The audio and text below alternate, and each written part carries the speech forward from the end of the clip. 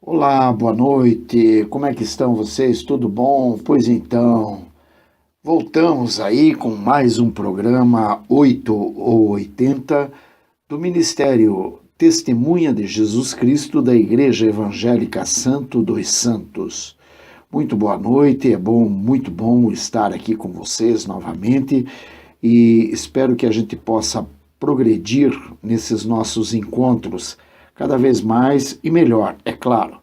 Ainda não consegui resolver os problemas do meu micro, portanto, tenho que fazer as gravações desta forma, mas estou fazendo isto com o intuito de que não nos afastemos, mas que nos aproximemos cada vez mais.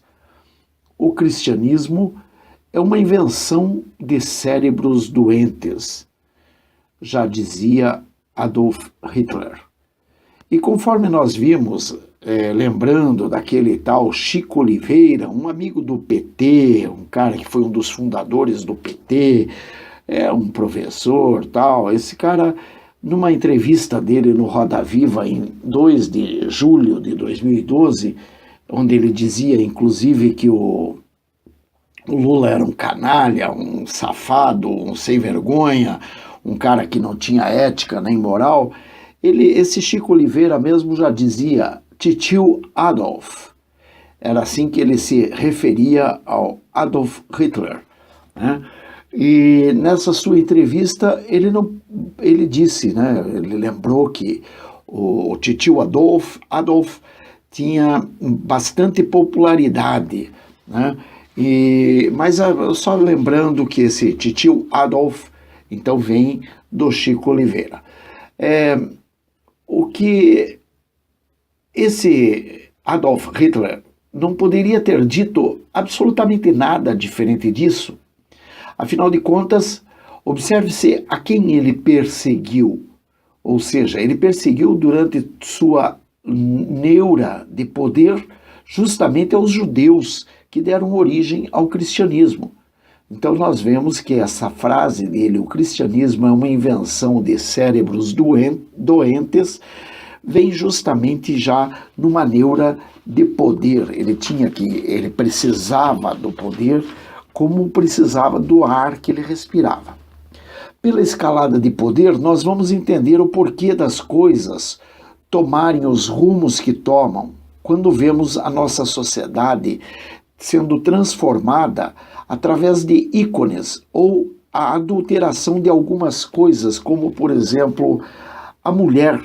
Veja bem, quem foi que disse para nós que aquilo que se hoje pensa ser o símbolo de uma mulher, ou que a própria mídia tenta nos fazer engolir como sendo o símbolo de uma mulher, o Pablo Vittar, desde quando isso poderia ser símbolo de mulher?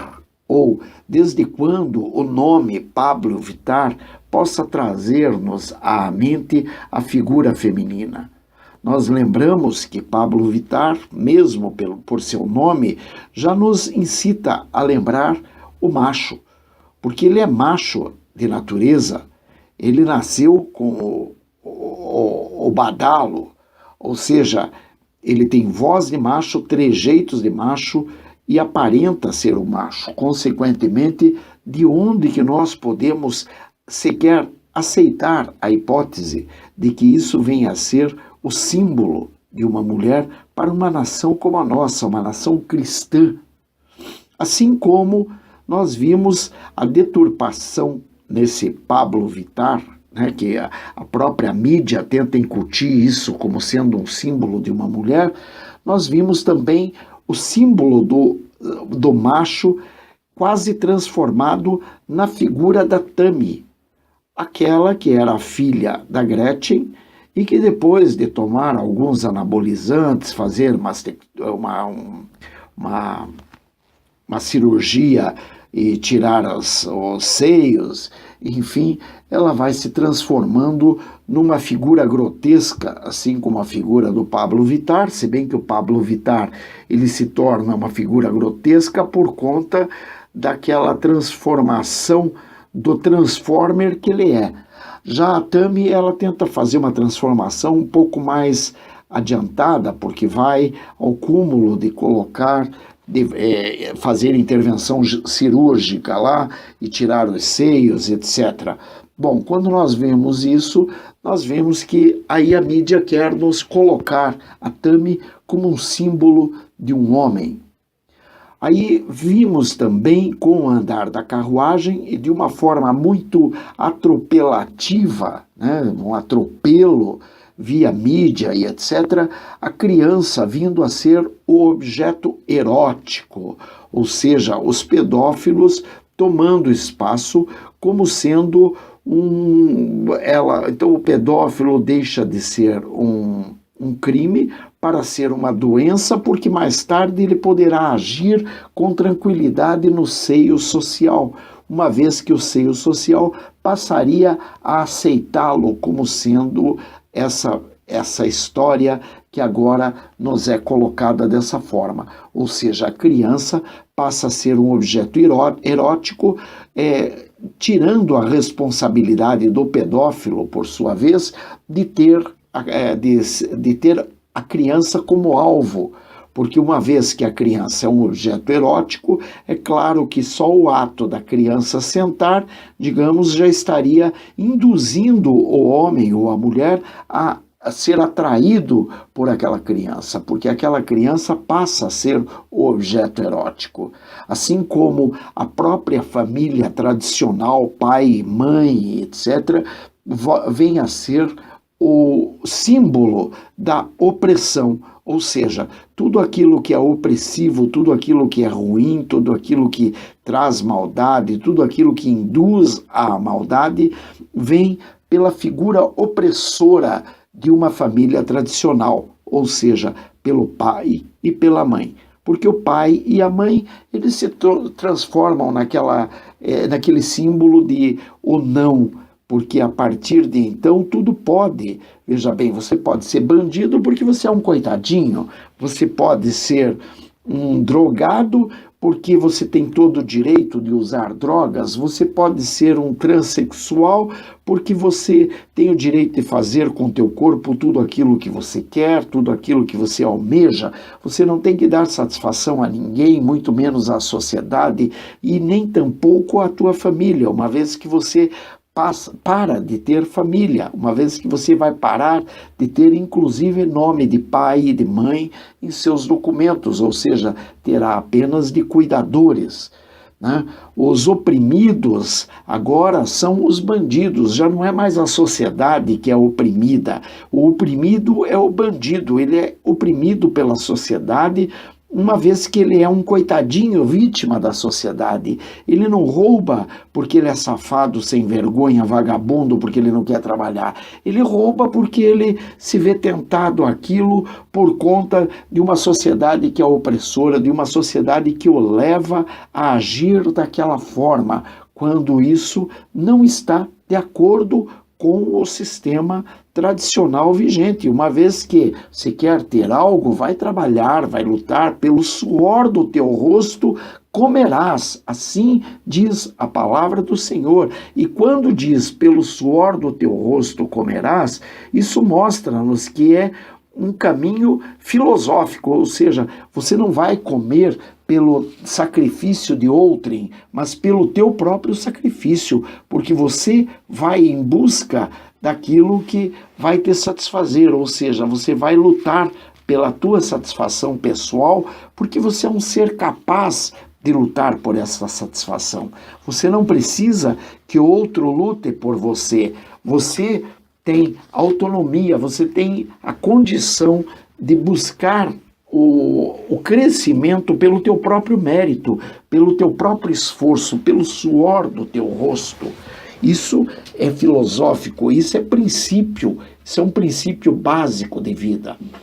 Bom, nós vemos também que a política seria igual a Lula, que quando ele numa performance teatral, ele encontra dois homens que se beijam e ele aplaude, quer dizer, aquilo representa uma política, aquilo representa um político que vai aplaudir aquilo que simplesmente ele acha que pode servir para ele mas ele não se preocupa com a sociedade, porque se ele se preocupasse com a sociedade como um todo, então ele não veria mais aquilo como algo normal, ele veria aquilo como algo que ele poderia até admitir aquilo entre quatro paredes para ele e para seus pares, mas nunca para a sociedade a qual ele, digamos, ele tem a responsabilidade pelo comando daquela nação.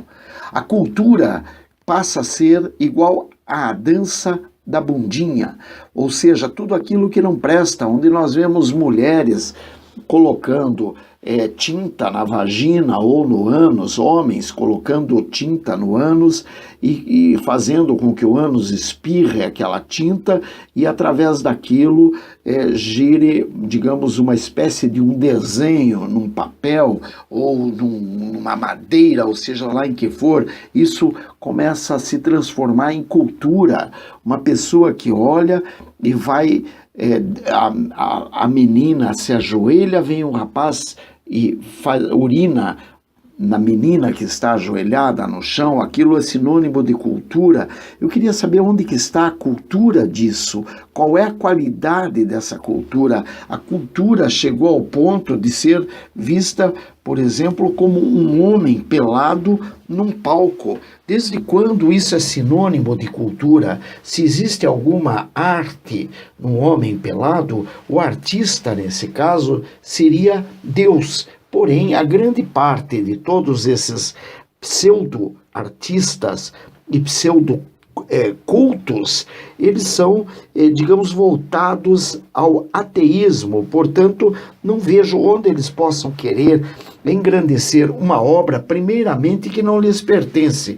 Porque aquele corpo que você está querendo mostrar num palco, em primeiro lugar, não é teu. Ele te foi emprestado para esta vida onde você vem. Ou seja, você não está mais à altura de representar essa cultura ou essa arte que você tenta demonstrar com tanto ardor, com tanto fervor.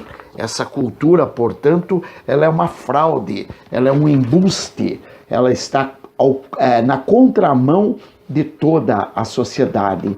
A arte igual ao homem nu com crianças. Desde quando, em primeiro lugar, isso é uma incitação a algo que a criança, conforme a sua idade, ainda não chegou nem ao amadurecimento próprio para entender aquilo. Ela não está vivendo o seu momento lúdico, porque no seu momento lúdico ela brinca de casinha, ela brinca de bola, ela brinca de boneca, ela conversa com seus amiguinhos virtuais, ou seja, aquilo que não existe à sua volta, porque ela fala horas e horas e horas com uma parede, como se ela estivesse falando com uma pessoa do lado dela, e não tem nada de anormal nisso. Tem de anormal quando um homem fica nu e a criança vai para apalpá-lo. Aí sim a gente vê a anormalidade da situação. Mas nós vemos também que o pensamento crítico é igual àquele momento que a professora pega uma foto, por exemplo, de Bolsonaro e defeca sobre a foto do Bolsonaro. Onde está o pensamento crítico ou o momento filosófico neste ato? Uma vez que essa professora ela está totalmente em estado, digamos, de demência, porque tudo bem, ela pode não gostar de Bolsonaro ou de Trump, ou seja lá de quem for, não interessa, mas isso não representa um pensamento crítico, quando muito representa uma deturpação de usos e costumes, porque defecar, até enquanto nós entendemos como sociedade, ainda está restrito a locais mais reservados, né? Não é para que você faça em público, no meio da rua, em praças públicas. Isso, veja, não importando se você vai fazer sobre a foto de alguém, ou sobre algum quadro famoso, ou sobre uma revista, não interessa. Ou se você vai fazer esse ato de defecar sobre um prato, pode fazer, fique à vontade. Depois usufrua do jantar, do lauto jantar que você está preparando. Mas isso você não deve incutir na sociedade como um todo. Afinal de contas, a sociedade não tem nada a ver com esse ato teu.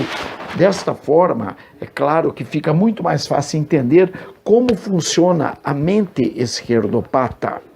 Eles têm um medo terrível de encontrar pela frente algo que os possa derrotar, né? Eles têm um medo de encontrar alguém que lhes possa fazer frente e que possa mostrar para eles o quanto eles estão dementes, o quanto eles estão fora da casinha, né? O quanto eles não encontraram ainda a sua realidade de vida. Porque a sua realidade de vida é que está totalmente deformada, totalmente deturpada. E o que pode derrotá-los é justamente uma fé em algo superior a essa historieta criada pela mente doente de uma meia dúzia de pensadores que não conseguiram adaptar-se ao modelo de mundo apresentado. Que meia dúzia de pensadores? Foi, por exemplo, o traste do Karl Marx, ou Gramsci, ou Engels, ou qualquer um outro dessa linha esquerdopata que vem com esses pensamentos dementes de transformação social por conta de uma derrota que eles querem dar à fé que o homem tem por sua própria natureza. Quer dizer, nós não podemos destruir a fé apenas porque eu quero ou porque você quer. A fé, ela vem por conta da própria razão de ser do ser humano. E eles, quando não conseguem adaptar-se a esse modelo de mundo apresentado, tentam de todas as maneiras impor a sua maneira de ver, de sentir e mesmo de manifestar como sendo a norma que deveria vir a ser vigente e não mais aquela adotada pelos demais seres que respiram na sociedade em questão. Eles querem transformar a meia em sapato, o sapato em cadeira e assim por diante. Eles querem transformar tudo aquilo que você já tem como norma de conduta, como sendo algo que é lixo, para que eles coloquem uma nova forma de conduta, a fim de que todo mundo passe a, digamos, rezar pela mesma cartilha. E assim devemos dizer não a tudo isso, porque isso não passa da implantação da ditadura do proletariado. É isso o que está destruindo a nossa nação.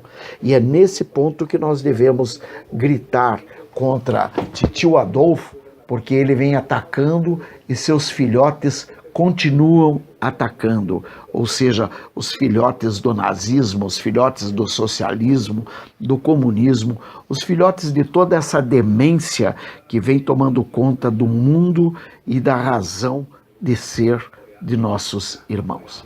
Em primeiro lugar, eles vão querer sempre destruir a tudo e a todos, porque faz parte do seu modus operandi.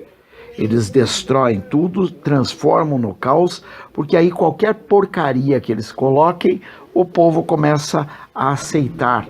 É como aquela manada de porcos selvagens, né, que você vai dando milho aos poucos. Um dia você cerca de um lado, continua dando milho, eles continuam indo lá. No outro dia você cerca do outro, mas eles continuam indo ali porque tem saída de um lado, de outro. No outro dia se fez o cercadinho com 3 pontos, né, com a cerca nos fundos e cerca dos lados, mas ainda não pôs a cerca da frente. Mas eles continuam indo ali porque tem a comida de graça, até o dia que você simplesmente consegue daí fechar o cercado todo, e a partir de então eles vão continuar tendo a comida de graça, mas sendo alimentados apenas para o abate, porque é para isso que eles estão ali. Ou seja, nós temos que lutar para não sermos esses porcos para o abate. Um grande abraço, que Deus abençoe, proteja, guarde, liberte, restaure hoje e sempre, em nome de Jesus. Eu fico feliz por ter vocês aí novamente, vendo os vídeos, ajudando a divulgar, trazendo mais informações, trazendo novidades a fim de que nós possamos continuar nosso debate e que a gente possa estar cada vez mais juntos. Que Deus os proteja, que Deus proteja a nossa nação, que Deus nos permita encontrar a libertação. Em nome de Jesus, Pai nosso que estás nos céus, santificado seja o vosso nome, venha a nós o vosso reino, seja feita a vossa vontade, assim na terra como no céu. O pão nosso de cada dia nos dai hoje, perdoai as nossas ofensas, assim como nós perdoamos a quem nos tem ofendido, e não nos deixeis cair em tentação, mas livrai-nos do mal, porque teu é o reino, o poder e a glória para sempre. Amém e amém. Um grande abraço a todos e que Deus nos abençoe hoje e sempre.